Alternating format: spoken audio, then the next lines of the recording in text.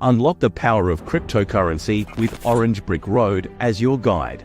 The homepage provides an overview of our services: crypto education, consulting, trading, tax, bookkeeping, loans, real-world assets, estate planning, scam recovery, and more. Explore our comprehensive courses tailored for beginners to advanced crypto enthusiasts. Our team of experts offers personalized consulting across all aspects of crypto, including everything from how to purchase your very first crypto coin, the importance of security, reporting requirements, and the latest developments in the decentralized finance world. Join our thriving community, attend events, and network with like-minded individuals. Stay up to date with our blog covering the latest crypto trends and analysis. Get started today by enrolling in a course or booking a consultation. Navigate the crypto world with confidence. Orange Brick Road, your path to understanding. All right. For some reason, it's still not going live out on LinkedIn. I've got to work this out. I'm just not a tech guy, honestly. Anyways, hi everyone. Welcome to the Orange Brick Road newsletter live stream. As advertised, we have the mighty, the great, the one and only Adam Stokes with us. How you going, Adam? Brandon, good to see you.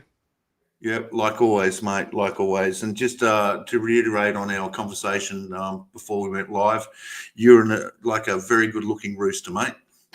And as I said, it's all a filter. You don't want to see me in person. But if there's any single ladies out there, Adam Stokes is apparently available. So, yeah, hit him up. And where would they find you, mate? Head over to thecrypto.land, www.thecrypto.land, where you can do everything crypto safely on one simple and secure site. Follow me on Twitter, of course, now X, on Adam_Stokesy. Brilliant. All right, for all you lovely ladies out there, you know where to go. All right. Okay, we'll just give a brief, before we fly into it, give a little brief introduction on how you got into crypto, why you got into crypto, and what you currently do, just so the audience kind of knows that you're a somebody. And by the way, just to do the whole fanboy thing like I've done on our radio interviews and also our YouTube that we've done. I've been a big fan of Adam since pretty much day one that I got into crypto. He's an OG. You've been in it forever. And if anyone doesn't follow Adam Stokes on YouTube and what he does, you don't know crypto. He's literally one of the most influential people in Australia. And I've just loved your work. I've followed you forever, man. And it's an absolute privilege to be your friend and also to participate on live streams and whatever else that we do. Yeah. So, yeah. Okay. That's my fanboy out of the way. And also, if anyone can put in some comments to let me know, for some reason it's not working on LinkedIn, it's out on the Facebook and the Twitter and the YouTube and all that. I don't know why it's not working. I'm going to have to get the VA onto this. But anyways, yeah. Okay. So, yeah, just give us a bit of a breakdown on how you got into crypto, what you're doing previously, and why. Well, first of all, thank you for the incredible introduction. I'm very much humbled, and congratulations on everything that you're doing with your company, Orange Brick Road. It's good to have built a friendship with you on this journey. I started off, originally, I went to someone's house, a friend's house for dinner, and they said, oh, you have to watch this documentary. I'm halfway through it. And I said, okay. And they said, oh, we'll restart it. I said, no, don't worry. I'll just watch it from now. And they insisted that we restart the documentary from the beginning. And that insistence changed my life forever. Essentially, it was years, nearly a decade ago, a video about this funny thing called Bitcoin. And the documentary was primarily focused on mining. And I was fascinated by the concept of plugging a machine into the wall, connecting it to the internet, and funny internet money coming out the other end.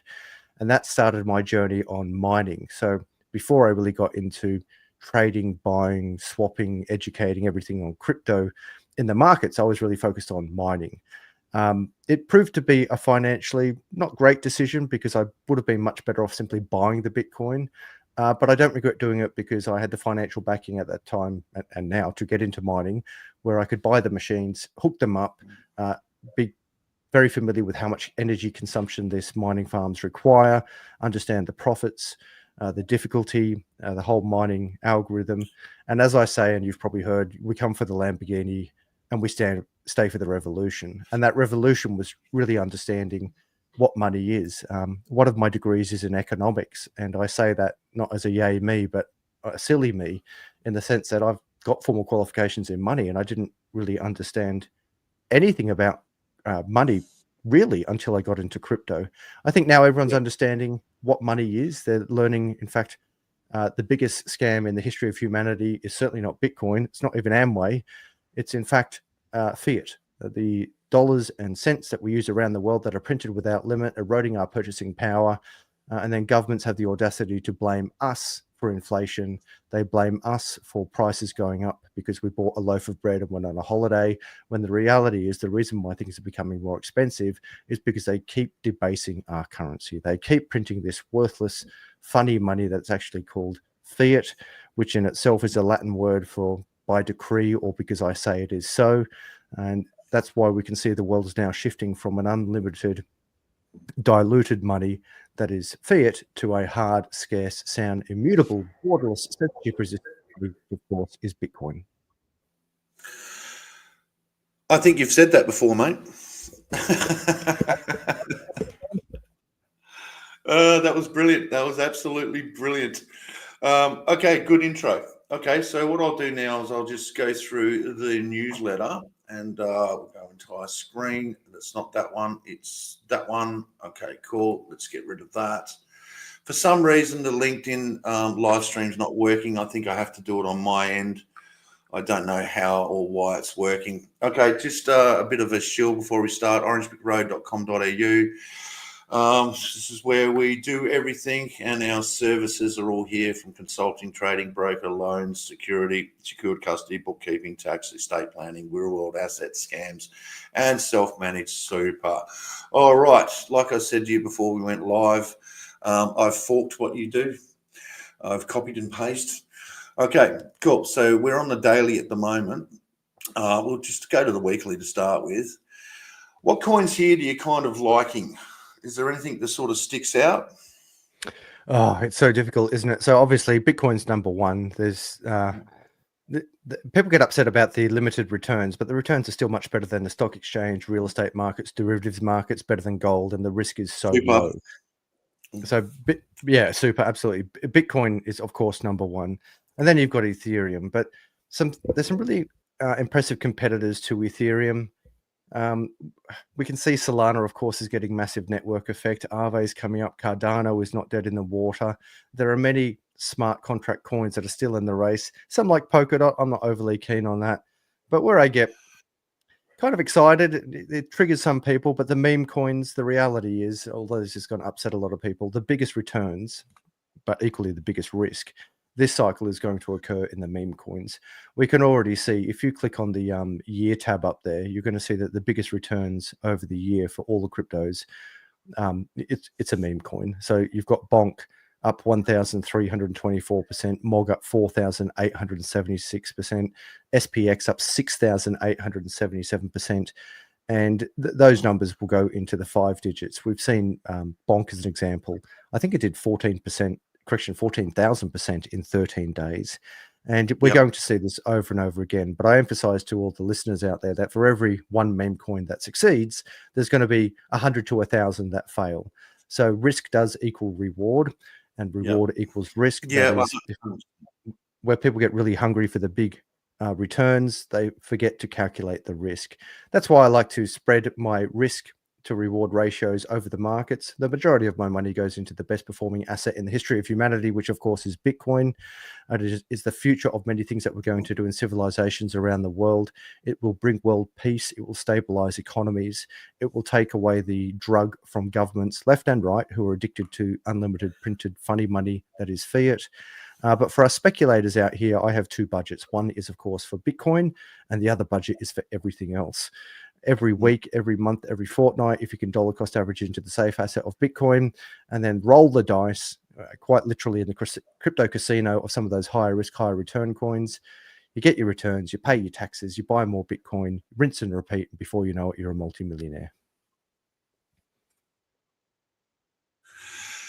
Yeah, and that's probably the safest strategy that you can have. I know that a lot of people pile into the lower caps, and they're forever chasing, like the moon coins and that sort of stuff. Yes, I do chase moon coins, and I do chase, meme coins and that sort of stuff. But that's literally 5 to 10% of my portfolio. I'm very risk averse. You know what I mean?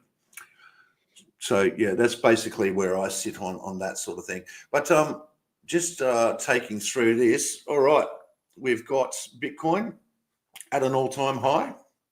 We've broken it, about 4 days ago. Now, this is on the daily. Do you think it's going to pull back to 74, or do you think it's just going to moon from here?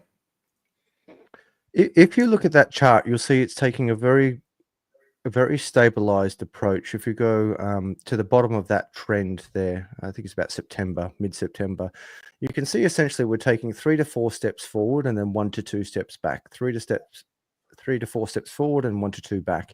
And this is a beautiful controlled climb in any chart. If it goes too fast, too vertical, too hard, you get into what's like a vertical stall.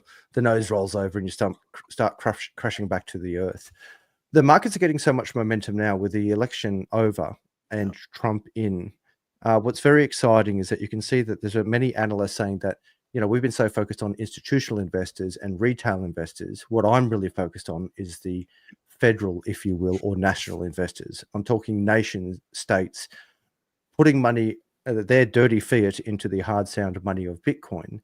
And whichever country moves first world country, I should specify, because we can see developing nations such as Bhutan and El Salvador already front running the market and making huge returns on Bitcoin. But essentially, if the US government announces that they are making Bitcoin a strategic reserve, all bets are off. Take the gloves off. These things is going straight to the moon. The retail investors aren't even here at the moment. All of this price movement, it's very different this cycle because typically it's just the retail investors, just you, me, mums, dads, and the cypherpunks. But this cycle, we've had the big boys come in first and front run the market to the extent that in this cycle, the majority of this movement is a result of the US ETFs. And the billions of dollars that are pouring into this market's making these moves, the majority of it is not coming from us mere retail investors, it's coming from the ETFs. So once we actually see Bitcoin start to get momentum, which it already is, we're going to see the retail investors, the mums, the dads, the teenagers, the investors, the speculators, all the individuals starting to come in, and that will drive the price up, which will in turn push more institutional investors into this, driving the price up. All the time, in the meanwhile, in the background, you've got nation states investing in this thing. My friend, I think my estimation for this cycle is in the short term, I'm not really concerned. I'm just dollar cost averaging. If it pulls back a few grand, fantastic. It's a chance to get a little bit more at a lower price. But my estimation for this cycle at the low end is $147,500 US dollars, and that's the very low end. Once we hit that, the sky's the limit. And if we get that announcement from the United States that they formally say that we are investing in this as a strategic reserve, watch Russia, China, Brazil, and other nation states pour billions, potentially trillions of dollars into this market. We've got a tiny market cap compared to gold, and even smaller market cap compared to the derivatives market. All we need is 0.5%. Wouldn't it be wonderful if 1 or 2% trickled out of those markets into our markets? You're looking at a $500,000 Bitcoin. Yeah, well, speaking of that, with the ETFs, it took so many years for the ETFs on gold, and we reached this same level of investment in 9 months on the ETFs, which is a statistic that I only just got this morning. So yeah, people are just hedging into Bitcoin in a big way. So even if hypothetically it's going to hit, say, would you say about 140, 150 US? So that's doubling your money at a minimum. Yep. At an absolute minimum. Now, if you can name me another market where you can double your money in the next year and a half, 2 years, show it to me. I'll be out of crypto tomorrow. Particularly with the low risk tolerance, there's risk in everything, but this is becoming less and less riskier. If we go back to the OG days, we were still, when I first started, the argument was, well, is there going to be a 51% attack? That's kind of gone. The next argument was, there's going to be a better Bitcoin. And we can see all the failures of Bitcoin Cash, Bitcoin SV, Bitcoin Gold, Bitcoin Black. That argument's done. Settle down, mate. Bitcoin SV. It's fucking, it's great. I'll ring up the doctor and let him know. But then you can actually see what's going to happen, of course, is the argument was about governments. Oh, governments will never allow it. Well, or financial institutions will never take it seriously. Well, the argument of financial institutions taking it seriously is gone the wayside because of the ETFs. The argument of governments banning it has gone wayside because of, well, they tax the bloody thing and they love the tax that they get out of it. But most importantly, you can see the adoption by nation states getting into this. All those arguments of the past that Bitcoin's not going to make it, they're all gone. So now we have basically clear blue skies or a clear blue ocean in front of us, ready to go. It's very exciting, my friend. Yeah, 100%, because it basically was a meme or an idea back in the day where they're talking about, oh, yeah, governments are going to take it on, institutions are going to take it on, banks are going to take it on, they're going to hedge, and even countries, you know, and it was all just a pipe dream. But we're seeing it happen in real time now. You know, it's absolutely phenomenal. Loving it. All right. Also in the newsletter, and by the way, I should have done this at the start. This is what our newsletter looks like. That comes out in your email, and you will see that we got, and also, yeah, cool. When you get it, click on view entire message as well, just as a little tip, because I know because only half of it comes through, I think, because there's so much in it. And also it goes out on LinkedIn. It looks like, no, that's not the newsletter. But anyway, we have a newsletter on LinkedIn as well. So there you go. And here is an interview I did a while back with you on my radio show. And I did this up as a podcast all by myself, Adam. I did it all by myself. I put the graphic in there. I like edited out all the music. I put a little ad in it. I did it all by myself. So I'm extremely proud of it.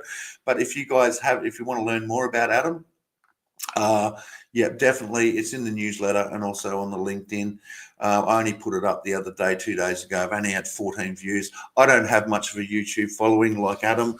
I'm still building it up because I don't know what I'm doing, but I'll work it out. We were all there at one stage, my friend. Don't worry.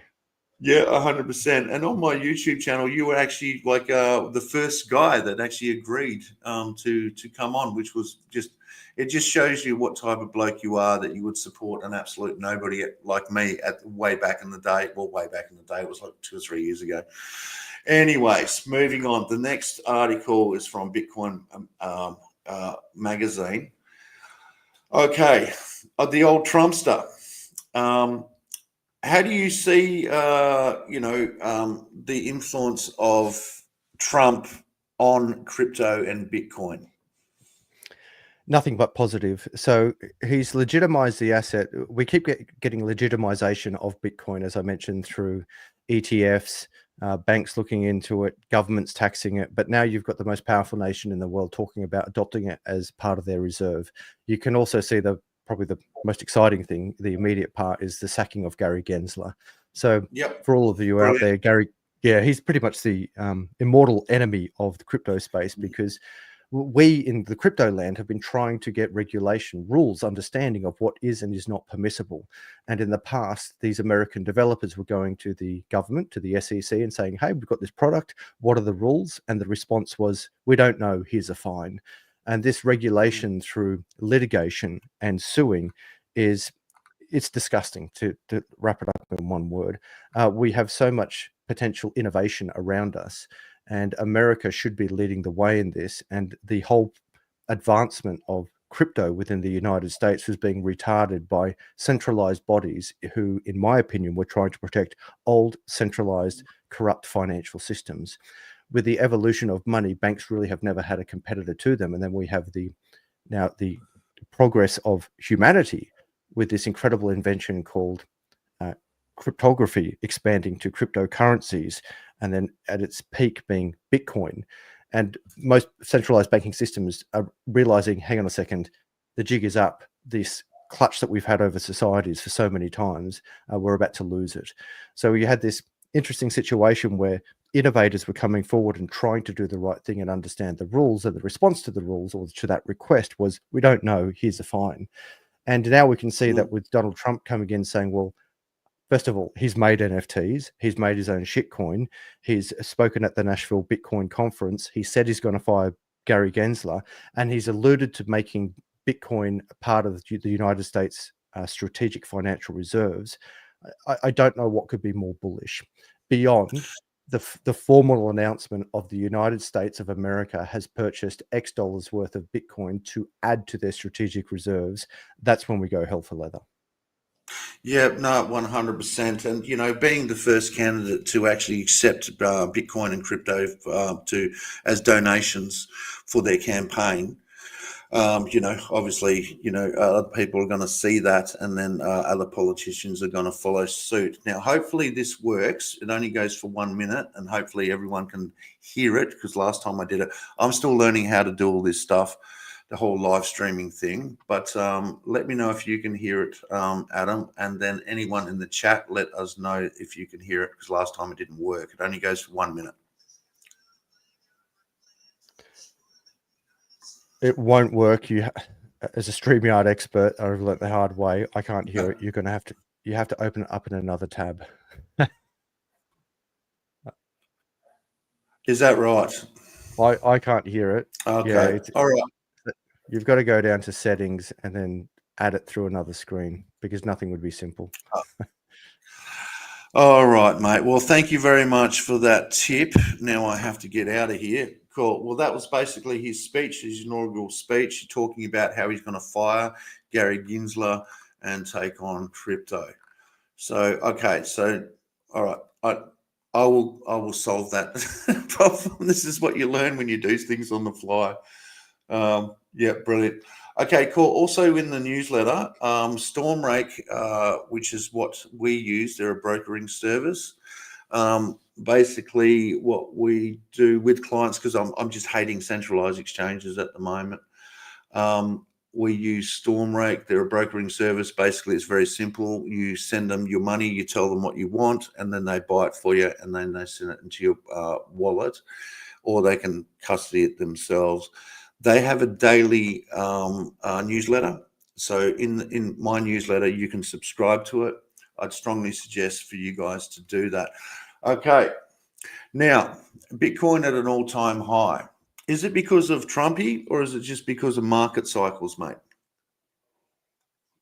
This would have happened either way. So what's interesting is that, well, first of all, in crypto, anything can happen. But essentially, what normally happens is we have the halving, and then we hit an all-time high after the halving.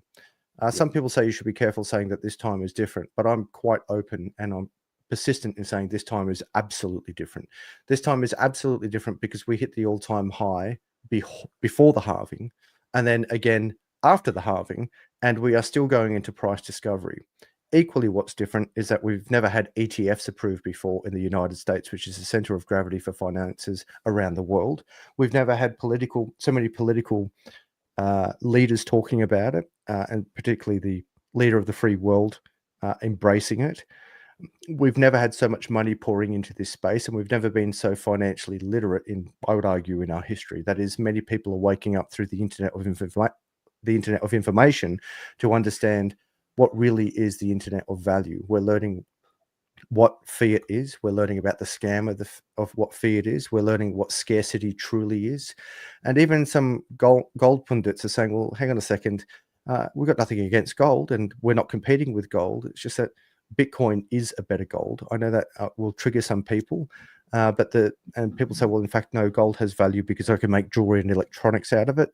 No, less than 20% of gold's value is derived from that utility. And I can prove that because the majority of gold is not in electronics and jewelry. The majority of gold is in vaults doing nothing. So when we look at the utility of Bitcoin, the reality is that the world needs Bitcoin. The world, all nations, irrespective of what flag they're under, they need to know a peg, a hard point, an anchor point, something that is measurable. And if we can't understand how much fiat there is, we can't really value fiat.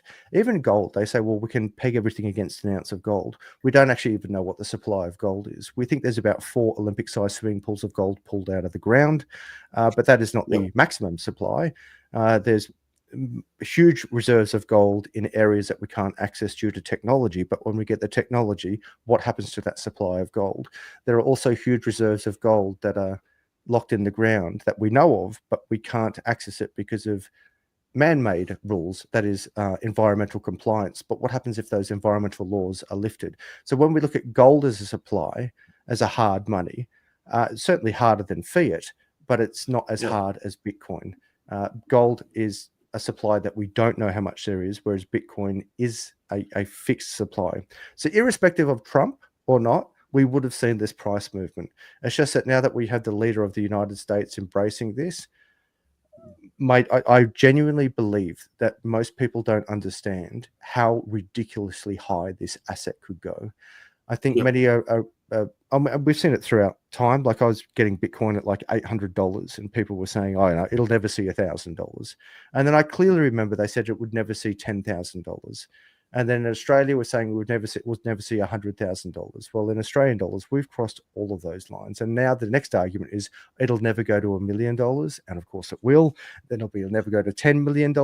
And it just doesn't stop. When you are pricing Bitcoin, a finite resource or commodity or currency, whatever you want to call it, compared to an infinite currency, which is the dollar, a finite asset such as Bitcoin compared to an infinite asset such as dollars means that the price is quite literally unlimited. Yeah, absolutely, mate. Couldn't have put it better myself. I think it was Pomp that said, like buying Bitcoin is like buying real estate in New York City in the 1940s. And I think, that's probably the best analogy, because when you buy real estate, especially in a city like New York, the supply is limited because the space is limited. You can't go outwards, you can only go upwards, because obviously, with high rises and that sort of thing. Now, I've followed your advice, and hopefully this is going to work. Tell me if you hear this.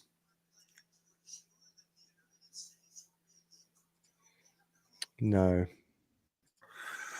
Oh, I've opened it up in a new tab and everything. Okay, cool. I suck at technology. All good. No, I can tell you. So when you go present down the bottom, instead of opening it in a tab, you have to open it in a... instead of opening it in a window, you have to open it in a tab. Yeah, I've got it in a tab. Have you got anyone online that can confirm or deny? I can't hear it at my end. Yeah, no dramas, mate. No dramas. All right, we'll just move on. It's all good.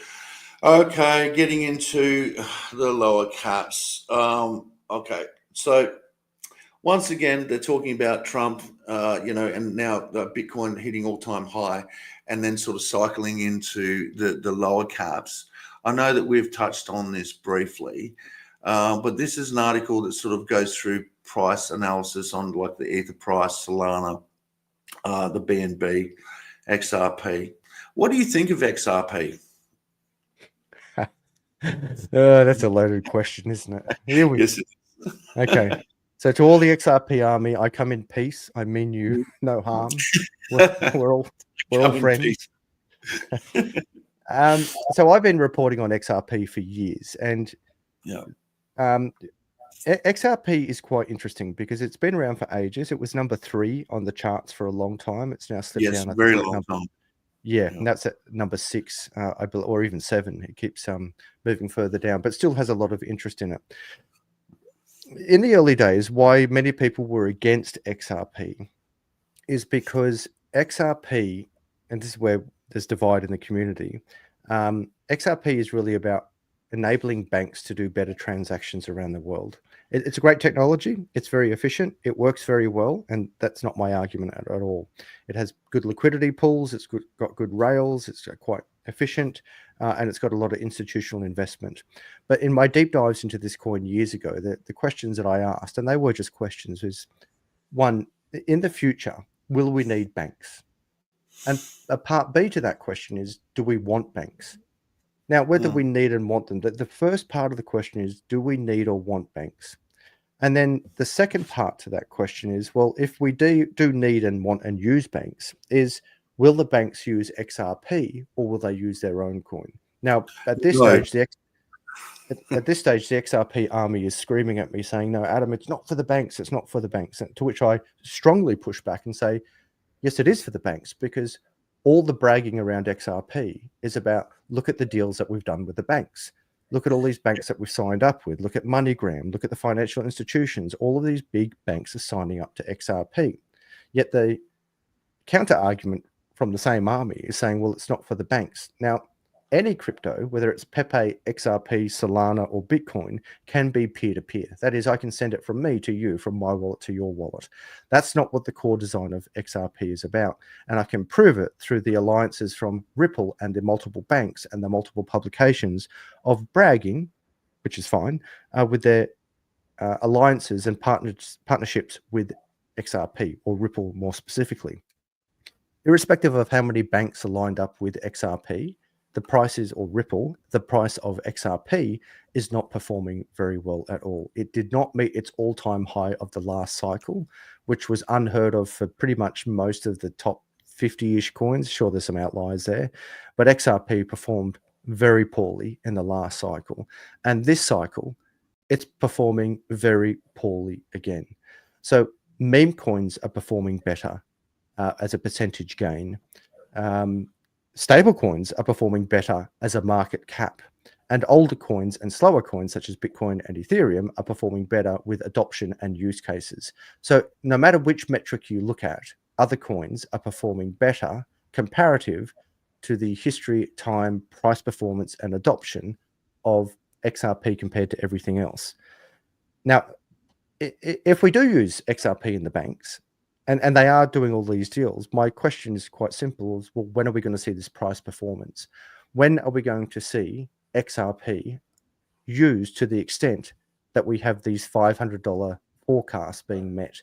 I don't think it'll ever go to $500 in crypto. Anything can happen, but with that massive supply, a lot of it's centralized with the founders, and that triggers some people, but it's no secret that the majority of XRP is held by those who got in early.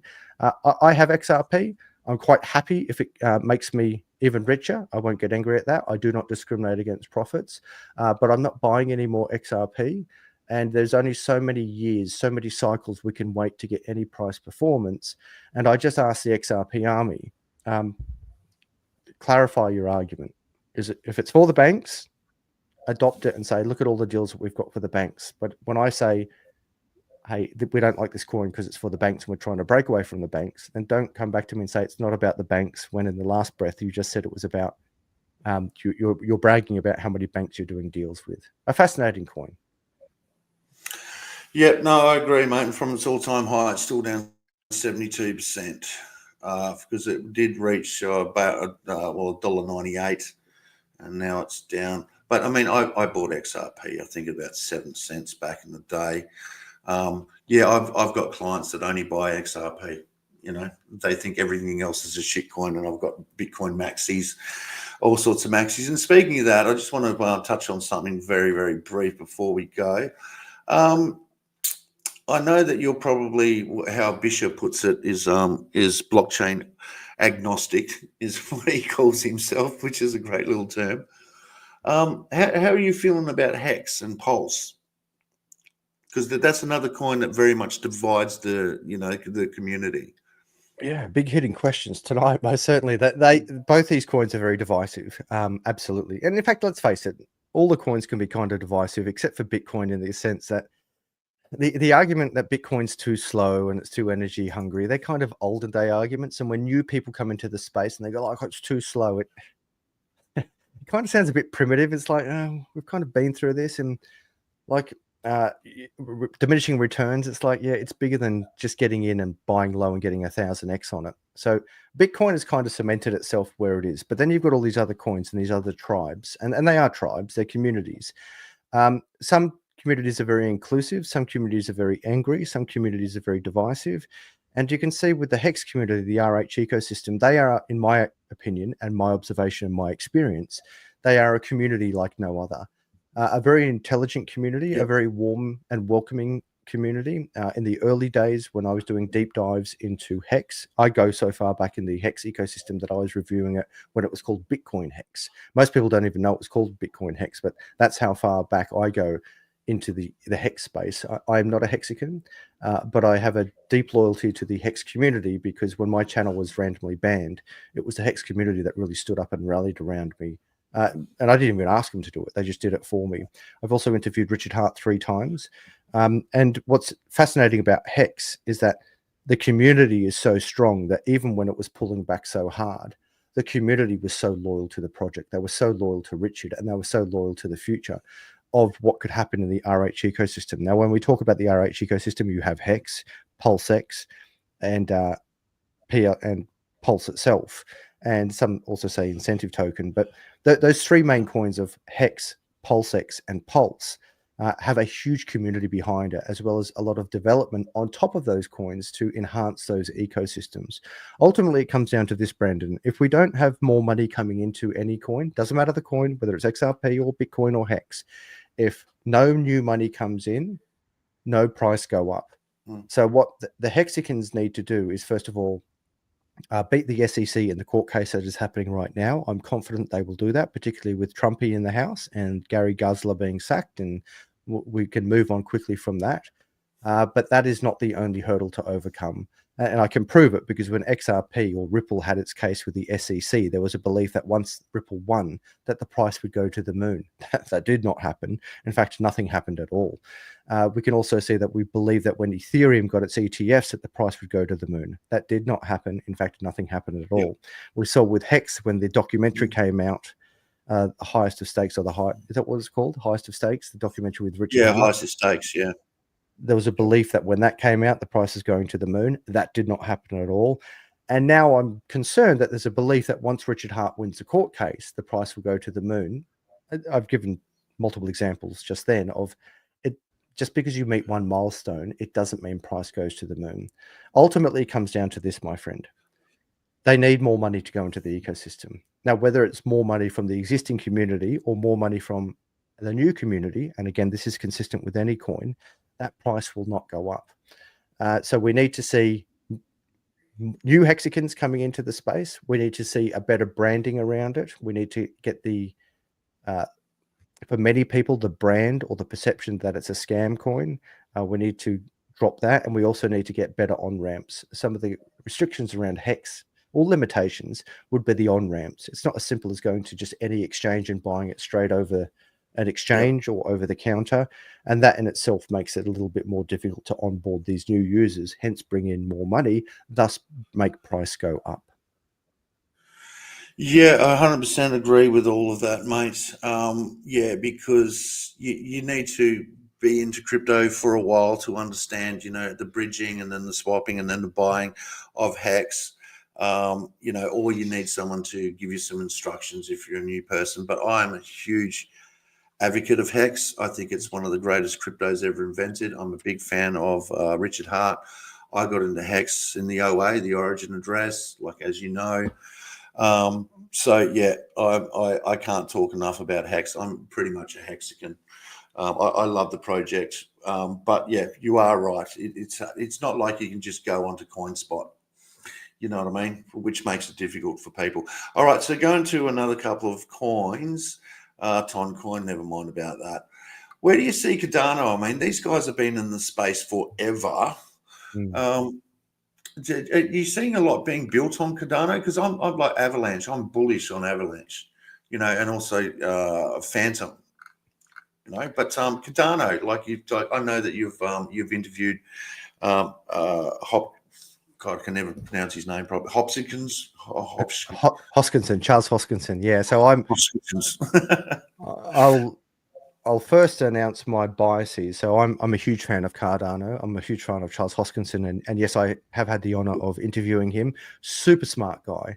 I call him the Steve Jobs of the crypto land. He even speaks like him. If you listen to Steve Jobs, rest in peace, and Charles Hoskinson, their accent, their articulation, the way they talk about certain concepts, they're very much aligned. It's very incredible. Their speech patterns, how they break up sentences. They're like they must have been brothers from a different mother. I don't know. It's the reincarnated Jobs, but in any case, his project is very refined. It's very clean. But as it goes for Hex or Ripple, it doesn't matter if people aren't using the coin, the price won't go up. What's interesting about Cardano is that it too has a very incredible community behind it, a very loyal, a very strong community. Very smart. Yeah, and the most views I've ever got was my interview with Charles Hoskinson. That video, broken up as well. I made sort of 4 or 5 sub videos to it. It's got over 1.5 million views from that interview with Charles Hoskinson. And it just goes to show the amount of interest around this coin and the amount of bullishness in the future of this coin. Now, what's interesting is many of the Cardonians, they say that it may not do it this cycle, but it needs another 6 to 8 years. I say that's a very dangerous forecast because crypto is moving so fast. Solana or Avalanche or Pulse or even Polkadot or Casper, or there's so many competitors that they could grab that market share before Cardano gets off the ground.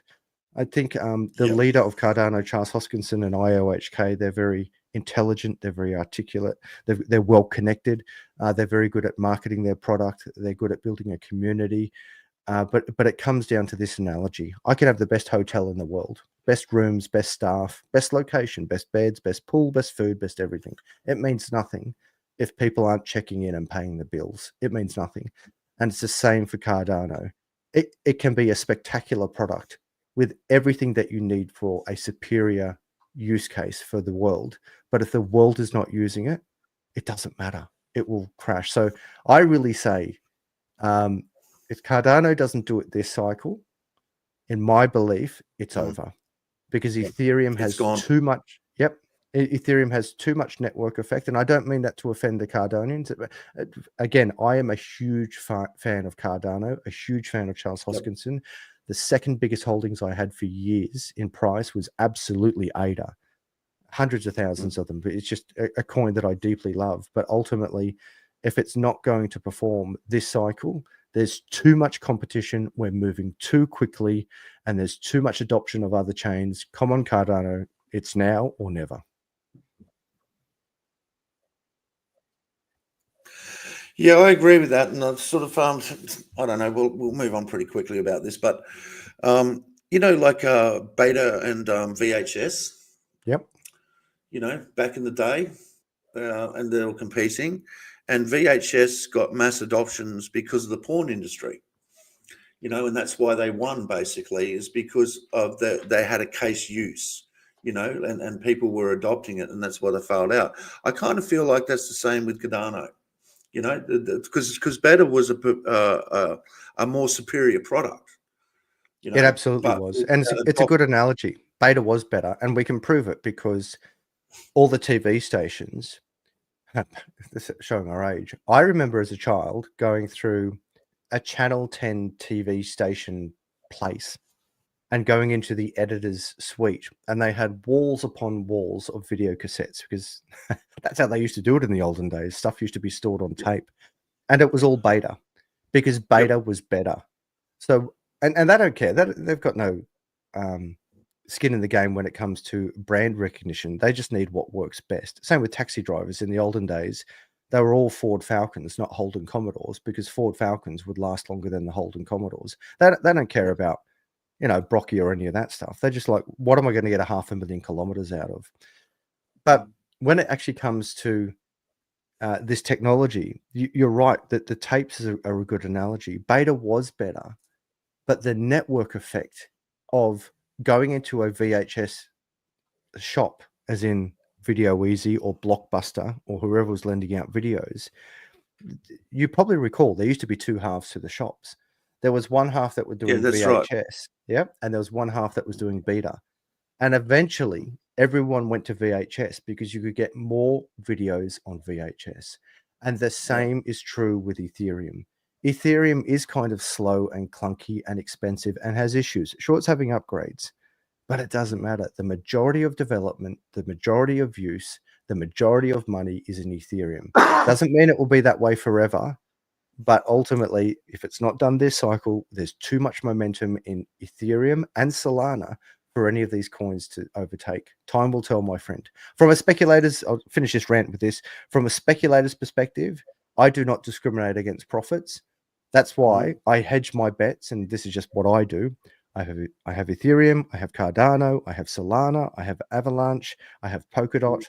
I have more money in Ethereum than any of them. It used to be Cardano, but when the Cardano price dropped, that number flipped. And I just simply don't discriminate. I even have XRP, which isn't a smart coin, because I don't discriminate against profits. But if it doesn't do it this time, I just can't see how it's going to make it. Yeah, and I think that they're aware of it too. I think the Cardano community are very intelligent, and I think they're aware of it. And okay, so for the audience out there, you both know how old both Ada and Mai are.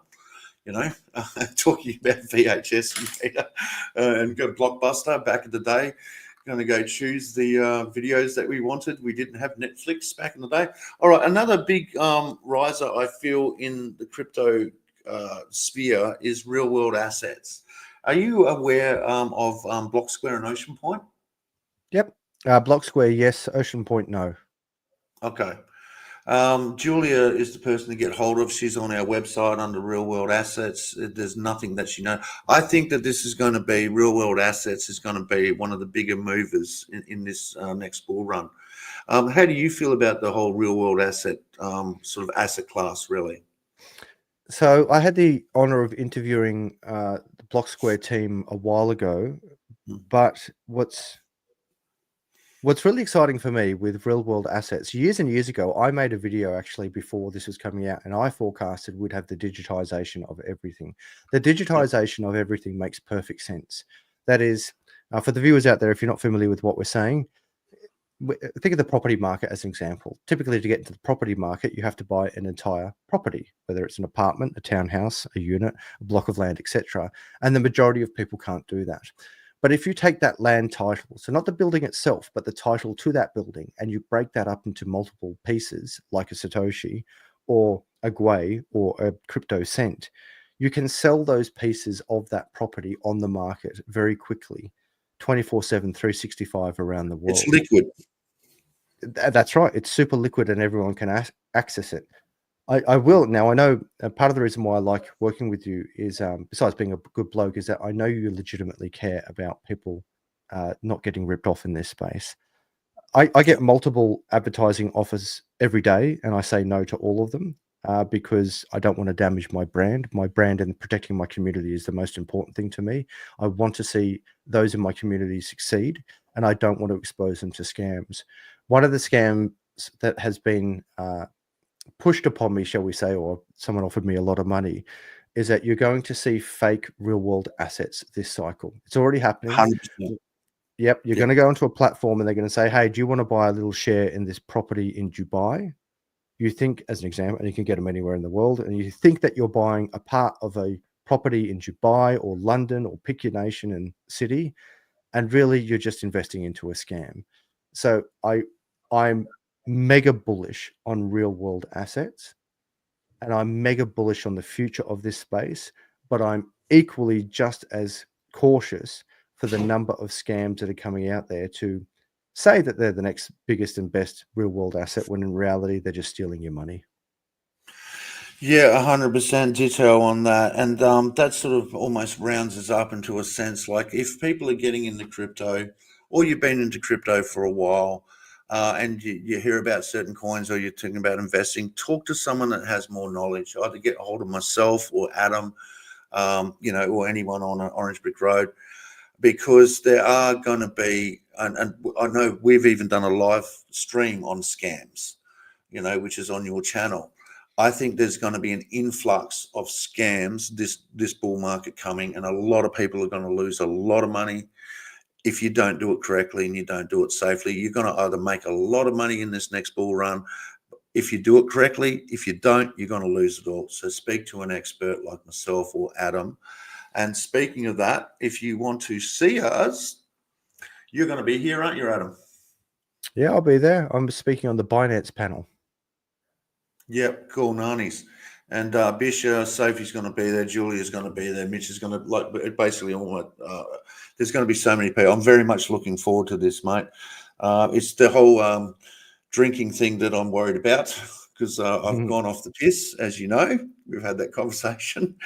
And when I catch up with people in these conferences, it's generally, we work together a lot, but we don't get to see each other in person a lot. And I know that we've been speaking over the years and whatever, but I've never actually met you in person. So it'd be good.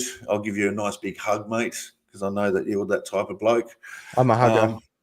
Yeah, you're okay. Brilliant. Okay, so yeah, you can just come up and say hi to us. You know, Adam, myself, Julia, Mitch, Sophie, etc. Also, Big J is going to be there, and for anyone that's in Perth, I'm going to be at the Mandurah Tech Fest with Julia and a few other people. So yeah, come up and say hi. We got a booth there. We're also doing the cruise, the after cruise, all that sort of stuff. So there's another opportunity for me not to drink.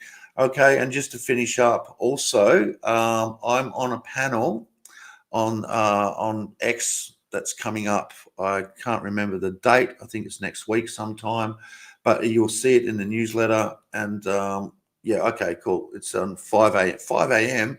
Are you serious, boys? On the 13th of November, I'm joined by those guys. All right, so that's about it. I'm going to stop screen share and we'll just tie things up. I'm having problems with my mouse at the moment. All right, too easy. Okay, well, that's what we do each week is we have a special guest on. The newsletter goes out on our LinkedIn and also through an email. Oh, yeah, I should have done that. It's very, very easy, people, just not to do the shill, but the marketing people want me to do it. So I'll just do this to finalize everything. God, this mouse is playing up. orangebrickroad.com.au, join our newsletter. We've got everything, frequently asked questions. There's a bunch of videos there. Our services, that's all the stuff that we do. And yeah, not to shill, but that's just how it is with life. And if anyone wants to get hold of you, how do they go about doing that, Mr. Adam? Well, follow me on YouTube, Adam Stokes. Check me out on X. That's Adam_Stokesy. Or if you want to do anything crypto safely, head over to thecrypto.land, www.thecrypto.land, where you can do everything crypto safely on one simple and secure site. Finally, check out my book, 28 Pro Trader Tips, The Art of Trading, available on Amazon and Kindle. Brilliant, mate. Brilliant. It sounds like you've said that before as well. that rolled off the tongue, didn't it? Yeah. Yeah, you're a very smooth operator. I'm not even reading anything. I'm not even reading. All right, brother. I love your work, hey. Yeah, it's just just everything you've done in the community, mate. You've just been the OG, and I respect you so much, and I can't wait to see you in person. All right, I'm looking forward to that hug, brother, and you keep up the good fight. Thank you so much. Thank you. All right, see you guys. I'm gonna end this. Unlock the power of cryptocurrency with Orange Brick Road as your guide. The homepage provides an overview of our services: crypto education, consulting, trading, tax, bookkeeping, loans, real-world assets, estate planning, scam recovery, and more. Explore our comprehensive courses tailored for beginners to advanced crypto enthusiasts. Our team of experts offers personalized consulting across all aspects of crypto, including everything from how to purchase your very first crypto coin, the importance of security, reporting requirements, and the latest developments in the decentralized finance world. Join our thriving community, attend events, and network with like-minded individuals. Stay up to date with our blog covering the latest crypto trends and analysis. Get started today by enrolling in a course or booking a consultation. Navigate the crypto world with confidence. Orange Brick Road, your path to understanding.